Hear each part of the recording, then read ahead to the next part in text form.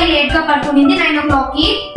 నేను వచ్చేసి 10:30కి బయటకు వచ్చి ఇదంతా ప్రిపేర్ చేశాను అనమాట. ఇప్పుడు 11:30 అయింది. నాకు చాలా టైం పట్టింది చేయడానికి. నేను మా మమ్మీతో షాప్ కి వెళ్ళినప్పుడు ఈ హ్యాపీ బర్త్డే కొనిచ్చుకుందాం అనుకున్నాను, బట్ ఆ డెవిల్ పక్కనే ఉంది, సో నేను కొనలేకపోయాను. నేను ఇంట్లోనే చేశాను. ఇది గ్లిటర్ పేపర్ ఇంకా చార్ట్ యూజ్ చేసి నేను తనకి చాలా సర్ప్రైజెస్ ఇంకా గిఫ్ట్స్ ప్లాన్ చేశాను. ఈ డెకరేషన్ అంతా నేను ఫస్ట్ టైం ఓన్ గా చేశాను. ఎలా చేశానో కామెంట్ లో పెట్టండి. 1 hour అయ్యాక నేను తనకి పిలుచుకొస్తాను. రండి ఫ్రెండ్స్, మనం వెళ్ళి మా సిస్టర్ ని లేద్దాం. ఫ్రెండ్స్, తను ఇక్కడ పడుకొని ఉంది, రండి లేద్దాం. బాలు, ఏ డబుల్ లే, ఇట్స్ 12 o'clock.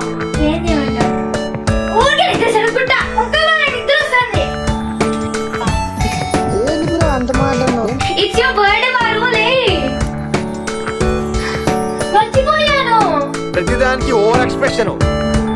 ఏం చేస్తున్నావు నాకు అర్థం కావట్లేదు. See happy birthday Balu. Wow, పల్లె డెకరేట్ చేసావు. నువ్వే చేసావా? అవును, నేనే చేశాను. ఇంకెవరు చేస్తారు? అంటే బ్యూటిఫుల్ గా ఉంది.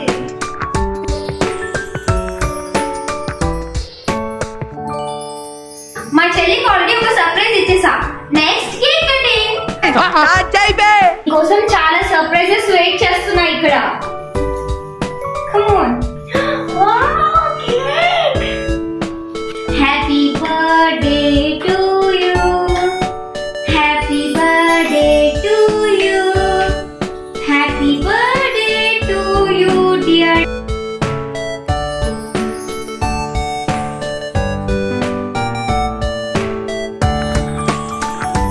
Happy birthday.